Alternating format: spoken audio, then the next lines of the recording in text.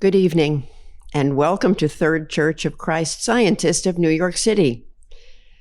Let's begin the meeting with singing hymn number 75. God comes with succor speedy to those who suffer wrong, to help the poor and needy, and bid the weak be strong. He comes to break oppression, to set the captive free, to take away transgression and rule in equity. Number 75.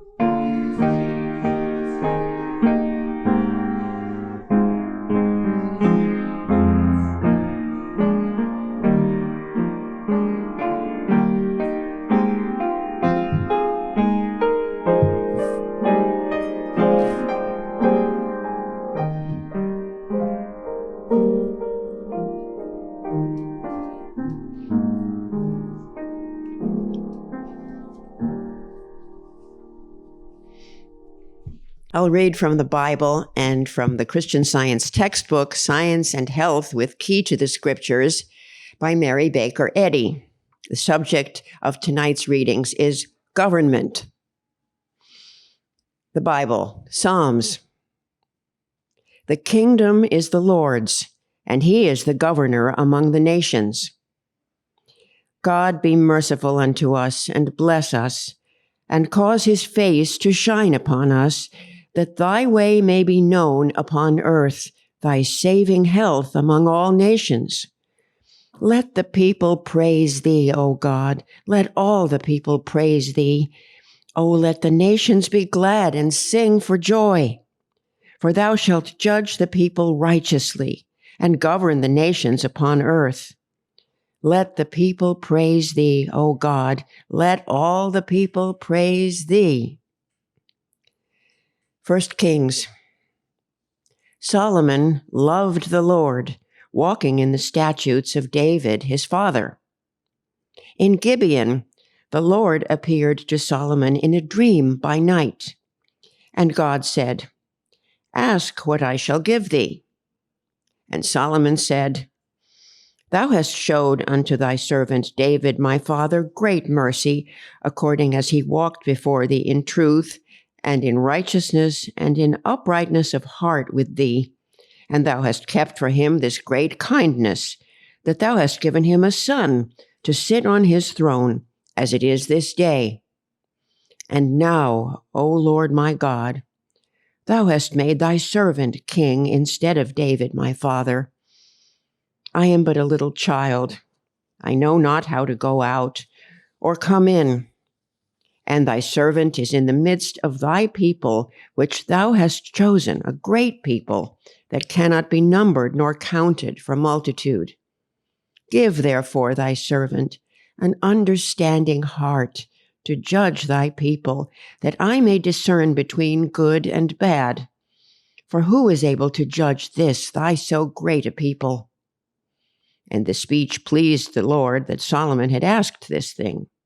And God said unto him, Because thou hast asked this thing, and hast not asked for thyself long life, neither hast asked riches for thyself, nor hast asked the life of thine enemies, but hast asked for thyself understanding to discern judgment, behold, I have done according to thy words. Lo, I have given thee a wise and an understanding heart, so that there was none like thee before thee, neither after thee shall any arise like unto thee. And I have also given thee that which thou hast not asked, both riches and honor, so that there shall not be any among the kings like unto thee all thy days. And if thou wilt walk in my ways to keep my statutes and my commandments, as thy father David did walk, then I will lengthen thy days. And Solomon awoke, and behold, it was a dream. And he came to Jerusalem, and stood before the ark of the covenant of the Lord, and offered up burnt offerings, and offered peace offerings, and made a feast to all his servants. Then came there 2 women that were harlots unto the king, and stood before him. And the one woman said, O my lord, I and this woman dwell in one house, and I was delivered of a child with her in the house. And it came to pass the 3rd day after that I was delivered, that this woman was delivered also, and we were together. There was no stranger with us in the house, save we 2 in the house. And this woman's child died in the night, because she overlaid it. And she arose at midnight, and took my son from beside me, while thine handmaid slept, and laid it in her bosom, and laid her dead child in my bosom. And when I rose in the morning to give my child suck, behold, it was dead. But when I had considered it in the morning, behold, it was not my son which I did bear. And the other woman said, Nay, but the living is my son, and the dead is thy son. And this said, No, but the dead is thy son, and the living is my son. Thus they spake before the king. Then said the king, The one saith, This is my son that liveth, and thy son is the dead. And the other saith, Nay, but thy son is the dead, and my son is the living. And the king said, Bring me a sword. And they brought a sword before the king. And the king said, Divide the living child in 2, and give half to the one and half to the other. Then spake the woman whose the living child was unto the king, for her bowels yearned upon her son, and she said, O my lord, give her the living child, and in no wise slay it. But the other said, Let it be neither mine nor thine, but divide it. Then the king answered and said, Give her the living child, and in no wise slay it. She is the mother thereof. And all Israel heard of the judgment which the king had judged. And they feared the king, for they saw that the wisdom of God was in him to do judgment. Isaiah. Unto us a child is born, unto us a son is given, and the government shall be upon his shoulder. And his name shall be called Wonderful, Counselor, the Mighty God, the Everlasting Father, the Prince of Peace. Of the increase of his government and peace there shall be no end upon the throne of David and upon his kingdom, to order it and to establish it with judgment and with justice from henceforth even forever. The zeal of the Lord of hosts will perform this. Mark. And straightway in the morning, the chief priests held a consultation with the elders and scribes and the whole council, and bound Jesus and carried him away and delivered him to Pilate. And Pilate asked him, Art thou the king of the Jews? And he answering said unto him, Thou sayest it. Luke. And the people stood beholding, and the rulers also with them derided him, saying, He saved others, let him save himself, if he be Christ, the chosen of God. And the soldiers also mocked him, coming to him and offering him vinegar, and saying, If thou be the king of the Jews, save thyself. And a superscription also was written over him in letters of Greek and Latin and Hebrew, This is the King of the Jews. And one of the malefactors which were hanged railed on him, saying, If thou be Christ, save thyself and us. But the other answering rebuked him, saying, Dost not thou fear God, seeing thou art in the same condemnation? And we indeed justly, for we receive the due reward of our deeds, but this man hath done nothing amiss. And he said unto Jesus, Lord, remember me when thou comest into thy kingdom. And Jesus said unto him, Verily I say unto thee, today shalt thou be with me in paradise. Matthew. When the Son of Man shall come in his glory, and all the holy angels with him, then shall he sit upon the throne of his glory. And before him shall be gathered all nations, and he shall separate them one from another, as a shepherd divideth his sheep from the goats. And he shall set the sheep on his right hand, but the goats on the left. Then shall the King say unto them on his right hand, Come, ye blessed of my Father, inherit the kingdom prepared for you from the foundation of the world. For I was an hungered, and you gave me meat. I was thirsty, and ye gave me drink. I was a stranger, and ye took me in. Naked, and ye clothed me. I was sick, and ye visited me. I was in prison, and ye came unto me. Then shall the righteous answer him, saying, Lord, when saw we thee an hungered and fed thee, or thirsty and gave thee drink? When saw we thee a stranger and took thee in, or naked and clothed thee? Or when saw we thee sick or in prison and came unto thee? And the King shall answer and say unto them, Verily I say unto you, inasmuch as ye have done it unto one of the least of my brethren, ye have done it unto me. Luke. Consider the lilies, how they grow. They toil not, they spin not. And yet I say unto you, that Solomon in all his glory was not arrayed like one of these. If then God so clothe the grass, which is today in the field and tomorrow is cast into the oven, how much more will he clothe you, O ye of little faith? And seek not ye what ye shall eat or what ye shall drink, neither be ye of doubtful mind. For all these things do the nations of the world seek after, and your Father knoweth that ye have need of these things. But rather seek ye the kingdom of God and his righteousness, and all these things shall be added unto you. Fear not, little flock, for it is your Father's good pleasure to give you the kingdom. And I'll read correlative passages from Science and Health with Key to the Scriptures by Mary Baker Eddy. Like our nation, Christian Science has its Declaration of Independence. God has endowed man with inalienable rights, among which are self-government, reason, and conscience. Man is properly self-governed only when he is guided rightly and governed by his Maker, divine truth and love.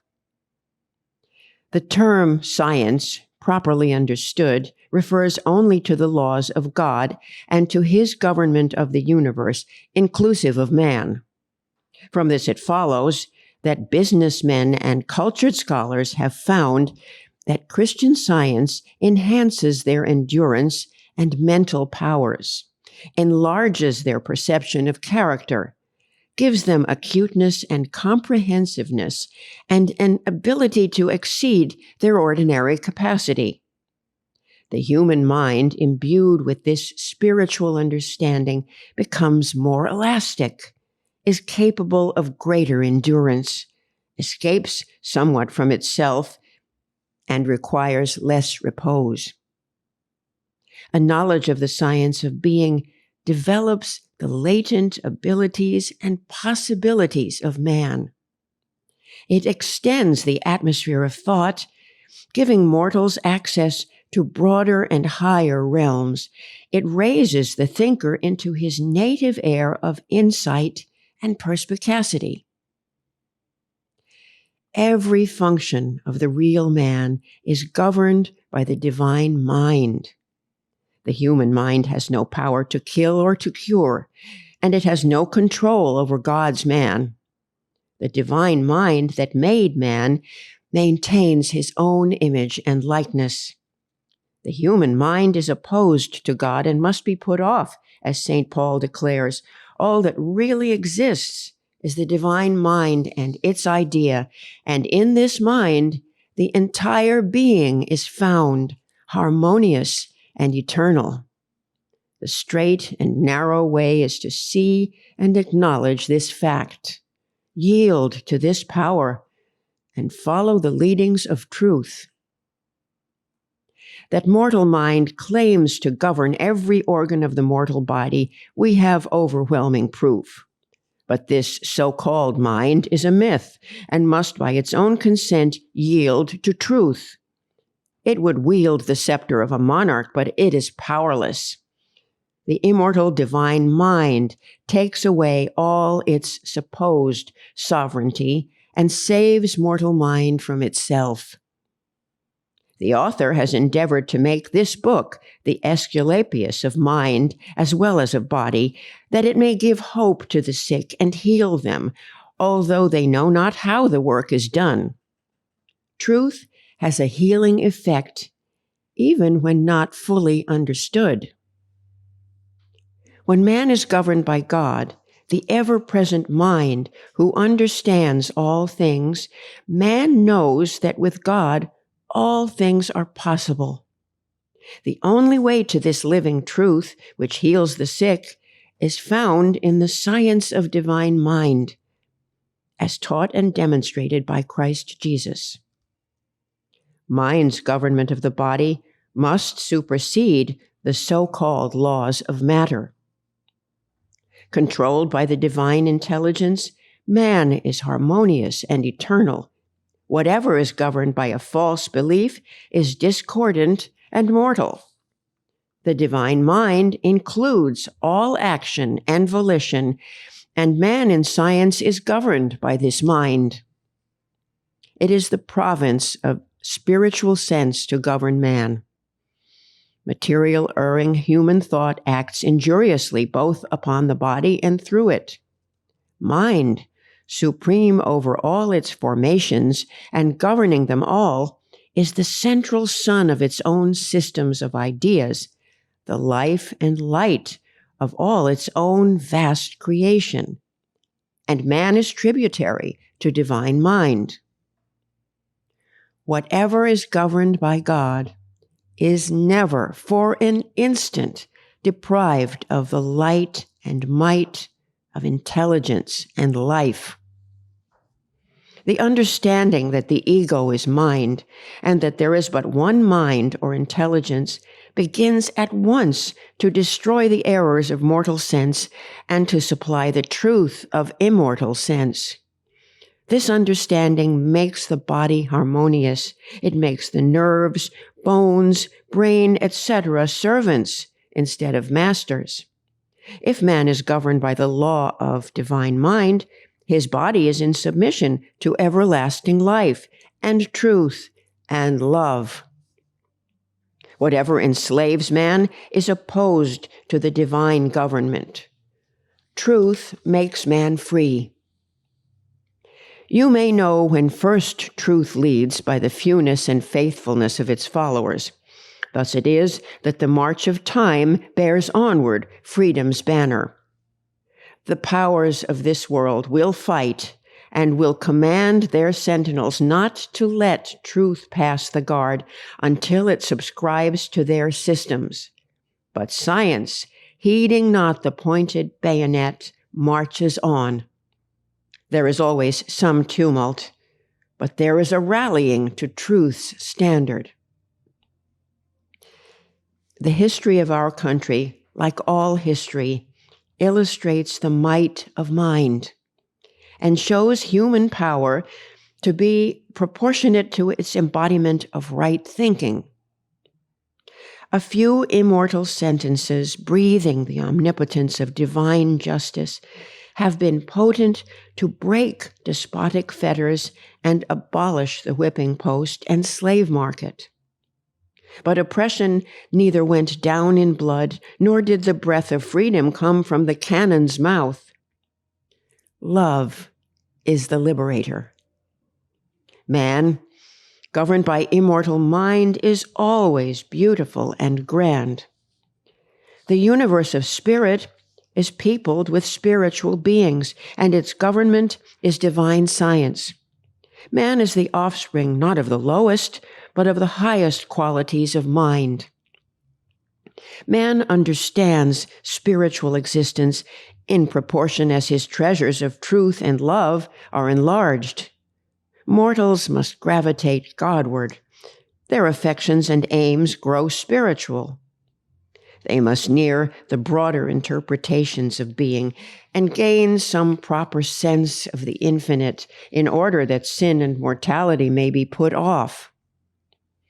This scientific sense of being, forsaking matter for spirit, by no means suggests man's absorption into deity and the loss of his identity, but confers upon man enlarged individuality, a wider sphere of thought and action, a more expansive love, a higher and more permanent peace.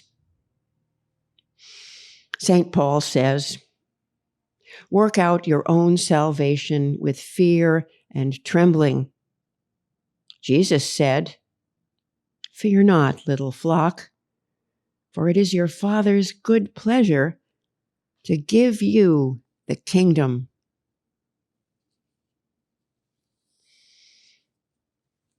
Let's pray together silently for a few moments, and then pray aloud together the Lord's Prayer.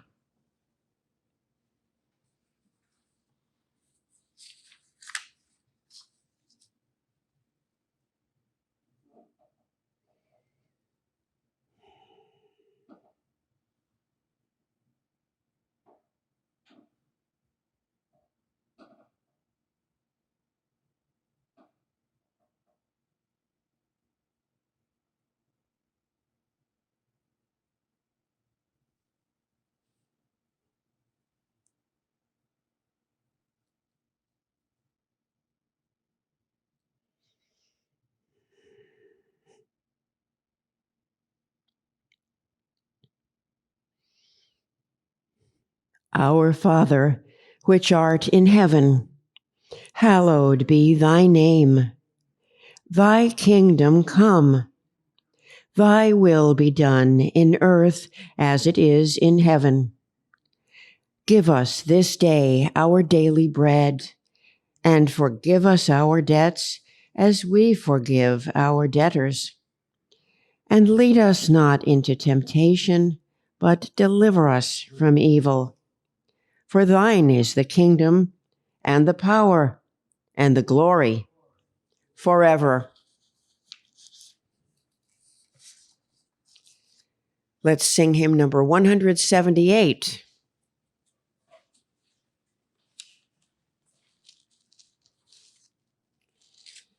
Love is life's true crown and glory. Love, the splendor of the light. Truly is God's counsel gentle. Truly all his ways are bright. Jesus knew the law of kindness, healing mind and heart of blindness, and in heavenly wisdom taught, holy works of love he wrought. Number 178.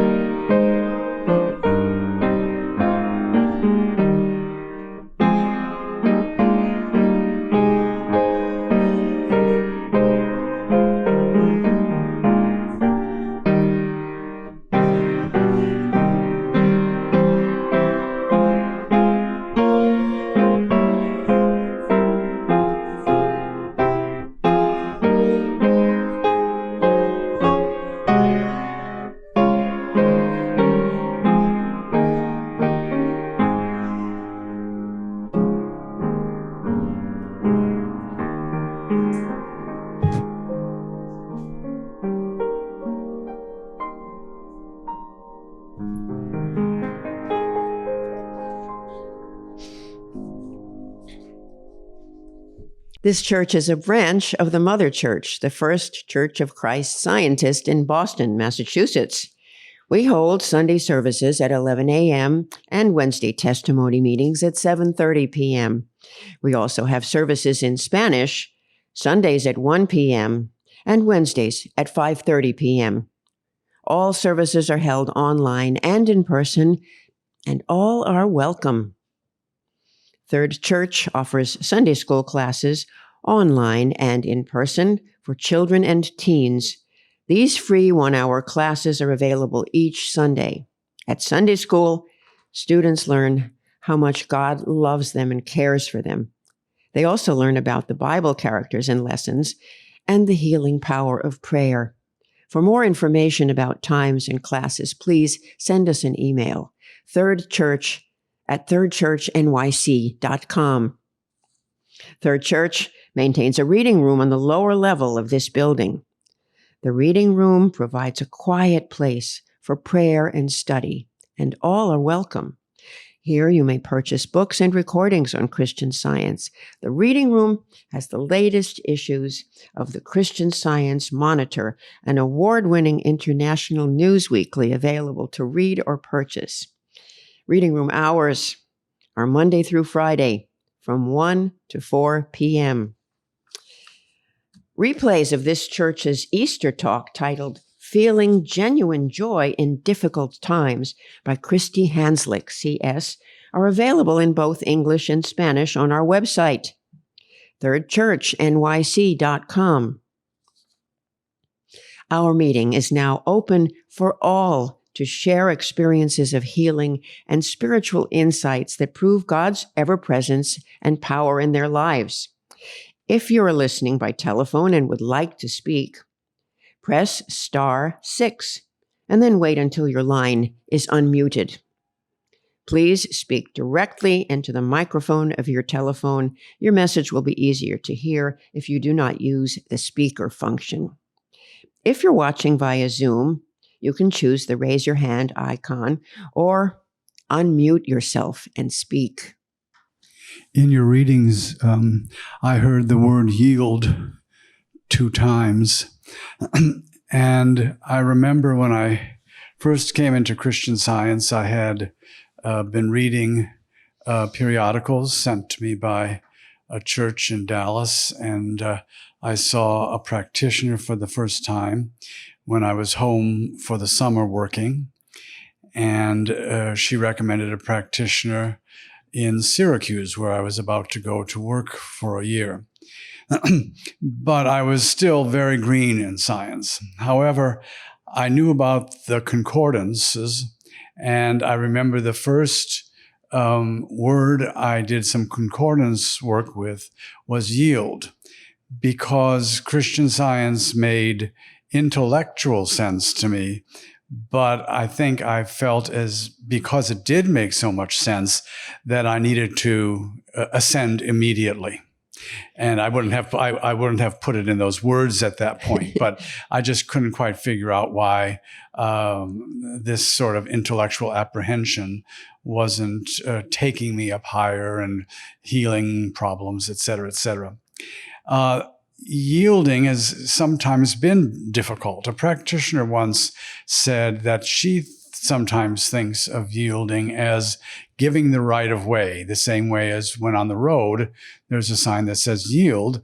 That means we are to give the right of way to the cars in the next lane. And that made sense to me. I've come to understand better that we're always yielding. We're either yielding to the truth or we're yielding to error. We are either giving permission, in a way, for truth to express itself in our consciousness and experience, or we're giving permission to error to express it. Now, that's easy to say. It's not always easy to separate the chaff from the wheat, because there are the general atmosphere of mortal mind sometimes mesmerizes us, whether it's old theology or unenlightened psychology, materia medica, et cetera, et cetera. But when we're yielding to the truth, it's not as if we're changing anything.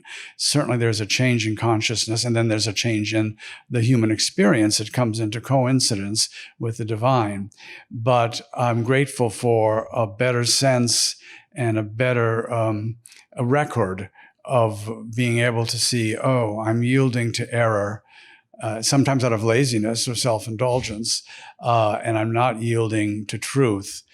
So I was appreciating the readings and the use of that word in your citations. Thank you for your readings. Thank you. Calling in from Virginia. I hadn't planned on giving a testimony, but your readings, as if you had had a long conversation with me, which you didn't, and you were preparing them for me. And I was so touched by several of the citations and the readings. I said, oh my goodness, this is exactly what happened to me.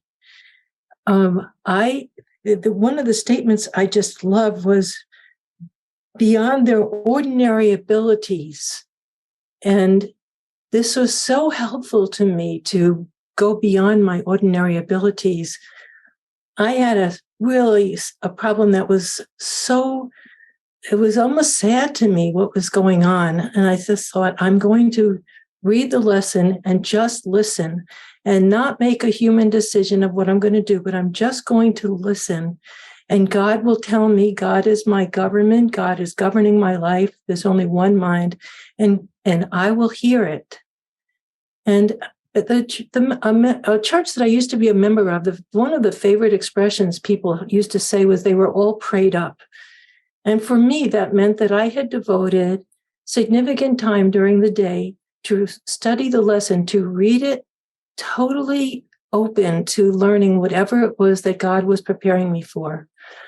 And I'm very fortunate in the sense that I've been singing with a really first-rate chorus in the Washington metropolitan area. And I've sung the top choruses for the last 12 years. But this is unique in the sense that several people who are members of the chorus are contracted to the Washington Opera. There are several people who are voice teachers. There are 2 conductors that are just participating in this chorus. The standard is so high, and in order to get in, I sang the most difficult thing I knew, which was the second movement of Mozart's Requiem and the alto part, and I got in right away because it was so hard. But I had practiced it so much. So here I am singing 3 pieces of music for a memorial concert, and every one of them was so difficult, and it wasn't fun, and I wasn't having any fun rehearsing. In fact, I didn't even like rehearsing. It was just beyond me. And I use that expression a lot myself. This is just beyond me. And it was sad for me that I wasn't enjoying this.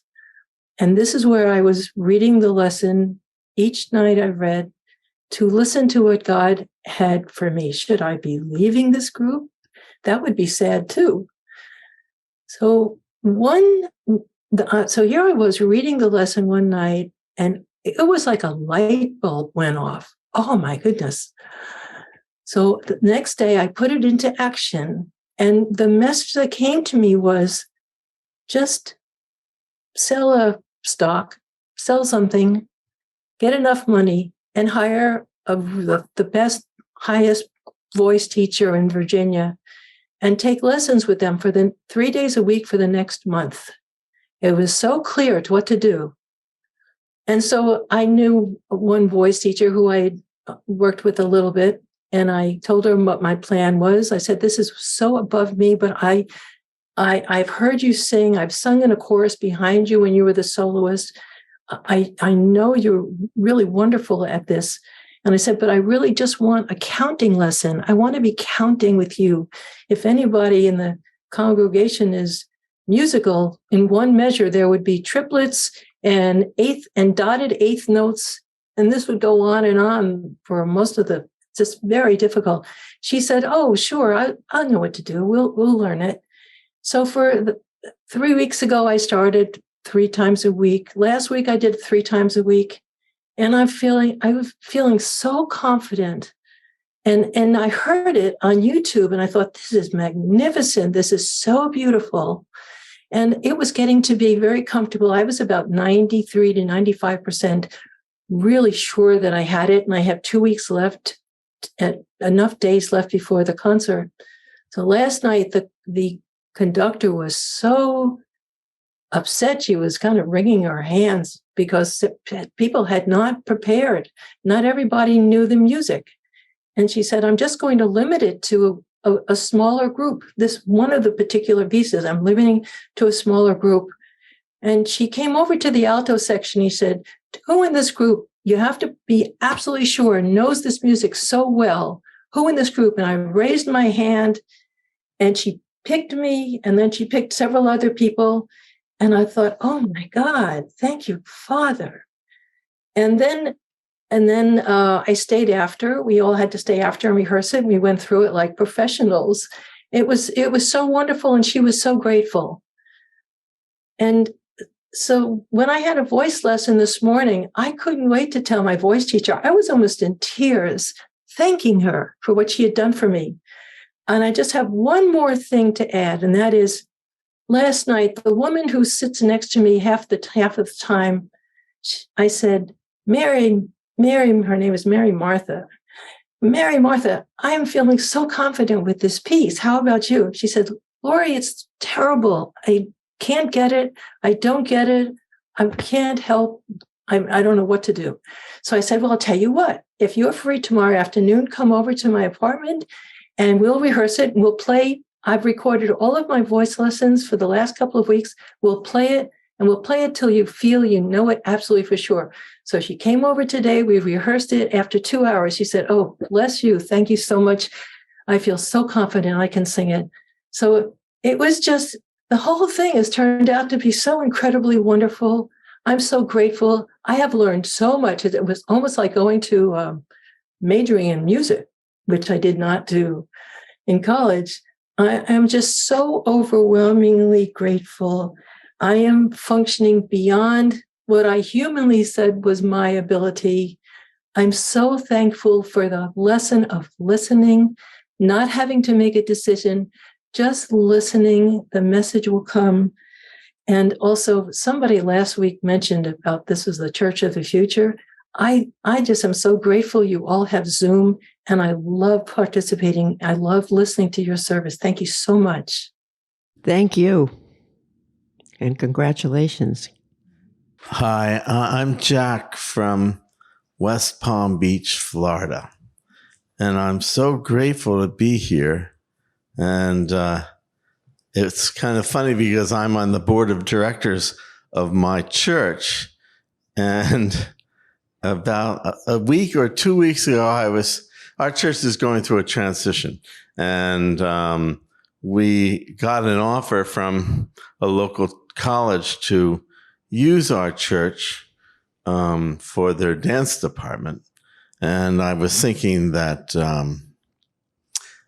it would be nice to read the business plan of Third Church, New York City. But I thought, there's no way that I could ever, I could ever do that. And then but God apparently heard it because my daughter's graduating tomorrow from Columbia University in the education department for her master's. And she asked me today if I would go over to her old apartment and sand the walls. And I finished just before the service started. So I took an Uber over here. And so anyway, I'm so happy to be here. And you never know what good things I can learn from your using this space to promote good in your community. I was also had another wonderful thing happen to me. I was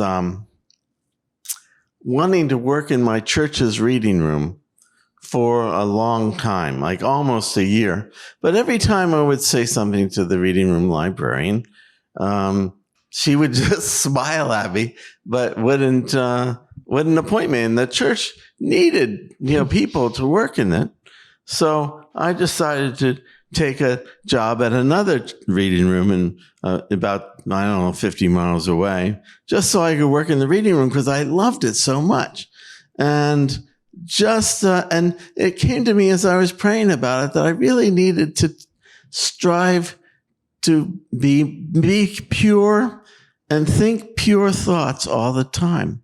And so anyway, I get a call from our church's head of the board of directors, and he says, I'd like to appoint you interim reading room director, reading room librarian. And I was like, wow, you said in your readings, there's always a rallying to truth standard. And I thought, and you also read Love is the Liberator. And those were two things I was working on. And I was just it was so wonderful to see that evidence. I'm retired now, but being in the reading room, sometimes I can be there for 5 hours praying and studying. And it just, what a gift. What an absolute gift the reading room is. And it's what a gift it is to be here. I'm very grateful. Thank you so much. Thank you and welcome. Thank you for your readings from the desk. the idea of government, the topic of government, I always think of it in a civics lesson sense. That this is a human government, and what's the best in the various forms of government. But and Mrs. Eddy once was asked, well, what are your politics? And she said, well, my only politics, I'm paraphrasing, my politics is just righteous government and seeking and supporting righteous government. The readings are always from the Bible and from Science and Health, but there are other sources on this topic, and one is the Rule for Motives and Acts, and and the statement is made that divine love alone governs man. It mirrors a little bit Jesus is saying that the kingdom of God is within you. That we find right government really within our own thinking. There's so much of government is self-government. Yielding is yielding to divine mind and eliminating erroneous beliefs is self-government, and that and liberation is self-government. When you're governed, when you're not in your thinking isn't in subjection to uncontrolled influences, but yielding yielding to the divine mind, and to be free and pure, have the thinking pure, and not misled, not being fooled, and loving. It's really, even in my work, my profession, it's really helpful to think, well, what's the loving thing to do? And that's really the bottom line. To be a good advocate for someone is to be very devoted to promote their interest. And that's a loving activity. And the one is an effective advocate only when the motivation is to discern and promote and facilitate the fulfillment of the person who you're advocating for, the interest of the person whom you're advocating for. And it is a governing, the provision that Mrs. Eddy says, in the context of how to teach somebody, divine love, love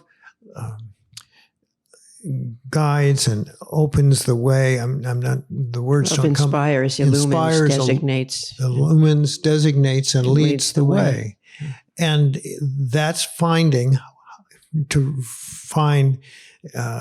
French say the bon mot, or the right word. What's the right word? What's the right thing to say to benefit and bless the person?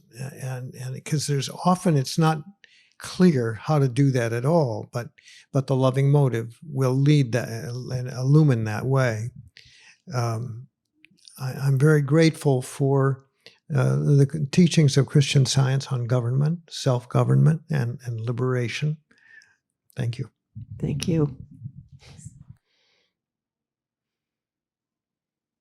Thank you all for the testimonies, the prayers, and your spiritual presence and support of this meeting.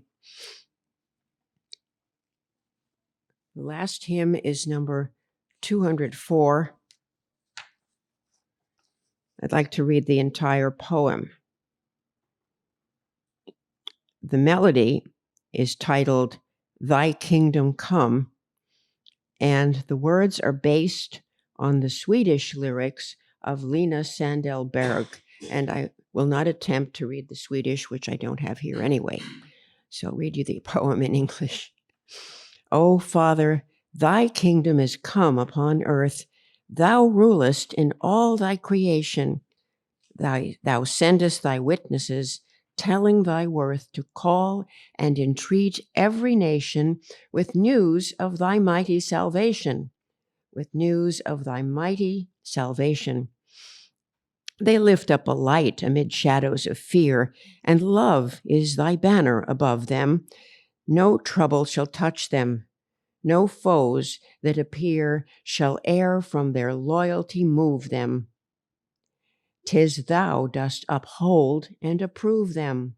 'Tis thou dost uphold and approve them.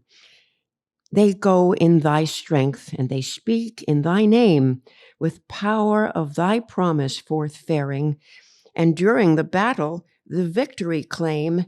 Their trust in thy truth is their daring, salvation to all men declaring. Salvation to all men declaring. Number 204.